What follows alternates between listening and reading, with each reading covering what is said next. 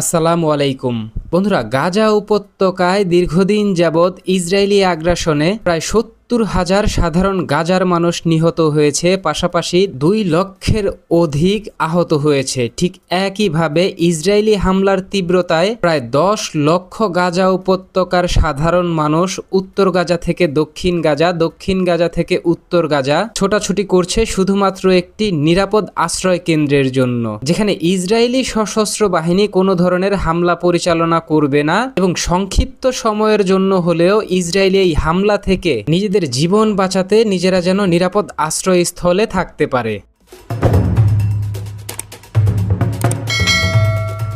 এখন দেখুন, ইহুদি সম্প্রদায়ের দখলদার রাষ্ট্র ইসরায়েলের পক্ষ থেকে যখন গাজা উপত্যকায় মুসলিমদের উপর ব্যাপক নির্যাতন এবং নিপীড়ন পরিচালনা করা হচ্ছে ইউরোপীয় ইউনিয়ন এবং যুক্তরাষ্ট্রের প্রত্যক্ষ এবং পরোক্ষ মদদে, তখন আরব বিশ্বের অত্যন্ত শক্তিশালী কথিত যেই সুপার পাওয়ার দেশগুলো রয়েছে, বিশেষ করে সৌদি আরব এবং সংযুক্ত আরব আমিরাত, যারা নিজেদেরকে মুসলিম বিশ্বের এবং মুসলিম সম্প্রদায়ের প্রথম সারির মুসলিম হিসেবে গণ্য করে, তারা কিন্তু বর্তমানে সরাসরি মুসলিম সম্প্রদায়ের সাথে বেইমানি করছে। অত্যন্ত স্পর্শকাতর এই বিষয়টিকে কেন্দ্র করে বলে রাখা ভালো, সাম্প্রতিক সময়ে যুক্তরাষ্ট্রের তৈরি বিভিন্ন ধরনের সমরাস্ত্র বোঝাই বেশ কয়েকটি ট্রাককে সরাসরি এই ইসরায়েলের জন্য যুদ্ধকালীন পরিস্থিতিতে গোপন সমরাস্ত্র সহযোগিতা হিসেবে সরাসরি প্রেরণ করেছে সংযুক্ত আরব আমিরাত। এক্ষেত্রে সংযুক্ত আরব আমিরাতের পক্ষ থেকে অত্যন্ত সূক্ষ্ম কৌশলে যুক্তরাষ্ট্রের তৈরি যুক্তরাষ্ট্রের যেই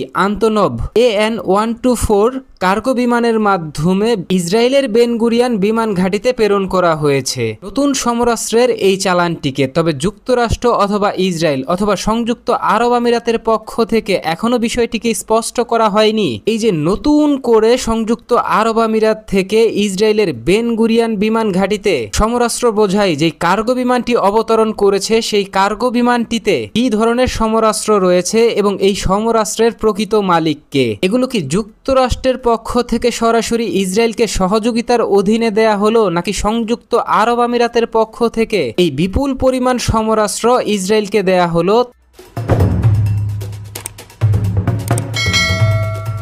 এখন দেখুন, সংযুক্ত আরব আমিরাত থেকে ইসরায়েলের অভ্যন্তরে বিপুল পরিমাণ সমরাস্ত্র প্রেরণ করার বিষয়টিকে কেন্দ্র করে মধ্যপ্রাচ্য এবং আন্তর্জাতিক যেই বিশ্লেষকরা রয়েছেন তারা তাদের বক্তব্যে বলেছেন, হামাস ইসরায়েল যুদ্ধ শুরু হওয়ার পরবর্তী সময় থেকে এখনো অবধি সৌদি আরব, সংযুক্ত আরব আমিরাত, বাহরাইনের মতো যেই আরব বিশ্বের দেশগুলো রয়েছে তারা কিন্তু প্রত্যক্ষ এবং পরোক্ষভাবে ইসরায়েলকে বিপুল পরিমাণ সমরাস্ত্র দিয়ে সহযোগিতা করেছে। এক্ষেত্রে সাম্প্রতিক সময় সৌদি মালিকানাধীন জাহাজে সংযুক্ত আরব আমিরাতের বিপুল পরিমাণ সমরাস্ত্র ইতালির বন্দরে আটক হওয়া, ঠিক একইভাবে সৌদি আরবের মালিকানাধীন জাহাজে ওমানের উপকূলে ব্যাপক হামলা পরিচালনা করা ইয়েমেনের হুথিদের পক্ষ থেকে এবং পরবর্তী সময়ে বিভিন্ন গোয়েন্দা তথ্যের ভিত্তিতে নিশ্চিত হওয়া সৌদি আরব এবং সংযুক্ত আরব আমিরাত, এই দুইটি দেশ নিজস্ব প্রয়োজনীয় চাহিদা দেখিয়ে পশ্চিমা বিশ্বের দেশগুলো থেকে বিপুল পরিমাণ অস্ত্র, গোলাবারুদ এবং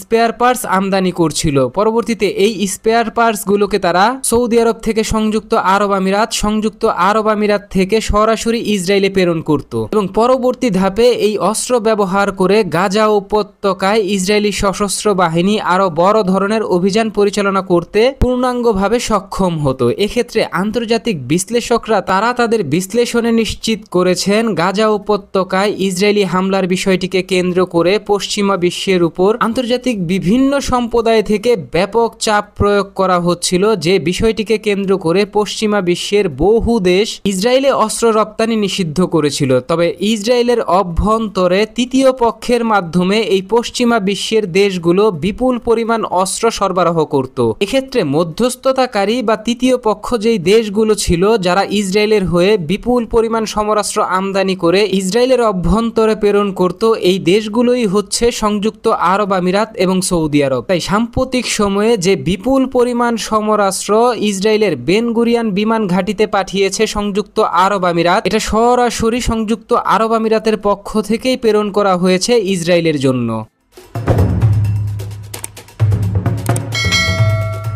বন্ধুরা, গাজা উপত্যকার পরিস্থিতি যখন সাম্প্রতিক সময়ে ধীরে ধীরে পুনরায় আবার উত্তপ্ত হতে শুরু করেছে, তখন মিশরের পক্ষ থেকে গাজা উপত্যকার আইন শৃঙ্খলা পরিস্থিতি নিয়ন্ত্রণে রাখার জন্য গাজা উপত্যকায় পুলিশ বাহিনী মোতায়েন করার বিষয়টিকে কেন্দ্র করে এবার নেওয়া হয়েছে বড় পদক্ষেপ। এক্ষেত্রে মিশরের পক্ষ থেকে বর্তমান ফিলিস্তিনের কথিত প্রেসিডেন্ট মিস্টার মাহমুদ আব্বাসের সাথে ব্যাপক আলোচনা করা হয়েছে গাজা উপত্যকায় নতুন পুলিশ বাহিনী প্রশিক্ষণের মাধ্যমে মোতায়েন করার বিষয়টিকে কেন্দ্র করে। এক্ষেত্রে মিস্টার মাহমুদ আব্বাস কিন্তু সরাসরি এগ্রি করেছেন মিশরের এই প্রস্তাব। অত্যন্ত স্পর্শকাতর এই বিষয়টিকে কেন্দ্র করে এই জায়গায় বলে রাখা ভালো, পূর্বে 3 মাস আগে থেকেই গাজা উপত্যকার আইন শৃঙ্খলা পরিস্থিতি নিয়ন্ত্রণে আনার জন্য মাহমুদ আব্বাসের অধীনে থাকা ফিলিস্তিনের যে ভূখণ্ড রয়েছে সেখান থেকে প্রায় 500 যুবককে ইতিমধ্যেই মিশর প্রশিক্ষণ দিয়েছে। পাশাপাশি মিশরের পক্ষ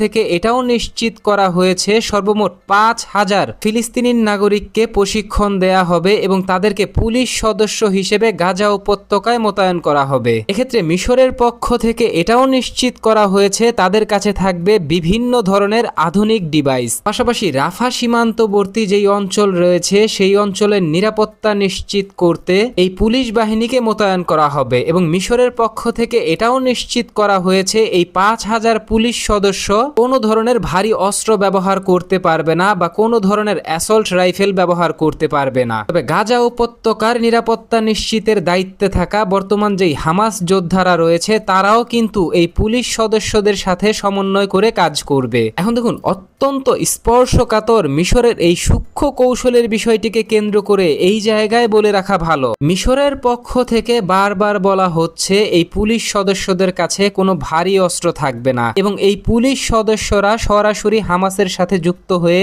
সম্মিলিতভাবে গাজা উপত্যকার নিরাপত্তা নিশ্চিত করবে। এক্ষেত্রে হামাস যেই যোদ্ধারা থাকবে, গাজা উপত্যকার নতুন নিরাপত্তা রক্ষী এই পুলিশ সদস্যদের সাথে সমন্বয় করে কাজ করতে হলে তাদের কাছেও কিন্তু হামাসের কাছেও কিন্তু কোনো ধরনের ভারী অ্যাসল্ট রাইফেল বা কোনো ধরনের সমরাস্ত্র থাকবে না। যে বিষয়টিকে কেন্দ্র করে ইতিমধ্যেই হামাসের পক্ষ থেকে বলা হয়েছে হামাস কখনোই অস্ত্র ত্যাগ করবে না, হামাস যোদ্ধারা কখনোই নিজেদের অস্ত্র এমন পরিস্থিতিতে কারো কাছে জমা দিবে না বা মাহমুদ আব্বাস সরকারের কাছে জমা দিবে না যতক্ষণ পর্যন্ত না এই স্বাধীন ফিলিস্তিনি রাষ্ট্র প্রতিষ্ঠা হচ্ছে। তবে এখন দেখার বিষয় মিশর কি অত্যন্ত সূক্ষ্ম কৌশলে এই পুলিশ বাহিনীর মাধ্যমে গাজা উপত্যকার নিরাপত্তা নিশ্চিত করার বিষয়টিকে কেন্দ্র করে এখানে হামাসকে যুক্ত করে এই পুলিশ সদস্যদের সাথে কি হামাস যোদ্ধাদেরকেও কি সম্পূর্ণভাবে নিরস্ত্র করতে পারে কিনা মিশর।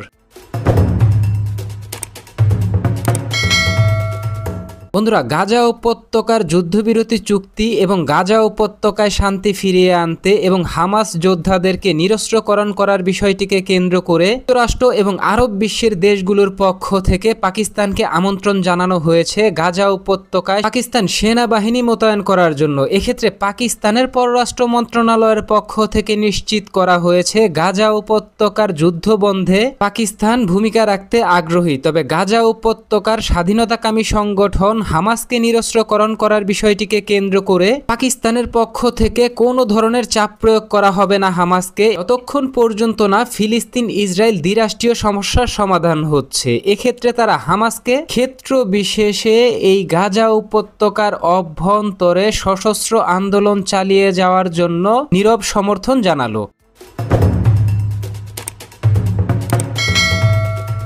বন্ধুরা, সাম্প্রতিক সময়ে 12 দিনের ইরান ইসরায়েল যুদ্ধে হামাসের সমর্থনে নির্যাতিত নিপীড়িত ফিলিস্তিনির মানুষের সমর্থনে ইসরায়েলের উপর ভয়াবহ হামলার বিষয়টিকে কেন্দ্র করে বর্তমানে ইরানের রাজধানী তেহরান সফরে থাকা তুরস্কের পররাষ্ট্রমন্ত্রী মিস্টার হাকান ফিদান ইরানের ব্যাপক প্রশংসা করেছে। এক্ষেত্রে তুরস্কের পক্ষ থেকে ইরানের সাথে আঞ্চলিক নিরাপত্তা, রাজনীতি এবং অর্থনৈতিকভাবে আরো ব্যাপকভাবে কাজ করার আগ্রহ প্রকাশ করেছে তুরস্ক। এক্ষেত্রে তুরস্কের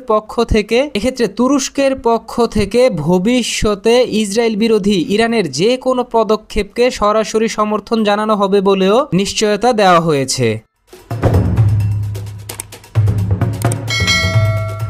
বন্ধুরা, গাজা উপত্যকায় পুনরায় ভয়াবহ হামলা পরিচালনা করার জন্য ইসরায়েলের জন্য ব্যাপক পরিমাণ সমরাস্ত্র সংযুক্ত আরব আমিরাত থেকে আরব আমিরাতের পক্ষ থেকে প্রেরণ করা ইসরায়েলের উদ্দেশ্যে এবং মিশরের পক্ষ থেকে হামাসকে নিরস্ত্রকরণ করার চেষ্টা, পাশাপাশি পাকিস্তানের পক্ষ থেকে হামাসকে আন্দোলন চালিয়ে যাওয়ার জন্য নীরব সমর্থন দেয়া, এ সম্পর্কে আপনি কি ভাবছেন? আপনার গুরুত্বপূর্ণ মতামতটি জানিয়ে দিন কমেন্ট বক্সে। এবং আমাদের ভিডিওটি ভালো লাগলে আমাদের সমর্থন করতে ভিডিওটিতে লাইক, কমেন্ট, শেয়ার এবং চ্যানেলটিকে সাবস্ক্রাইব করে সঙ্গে থাকুন। ধন্যবাদ।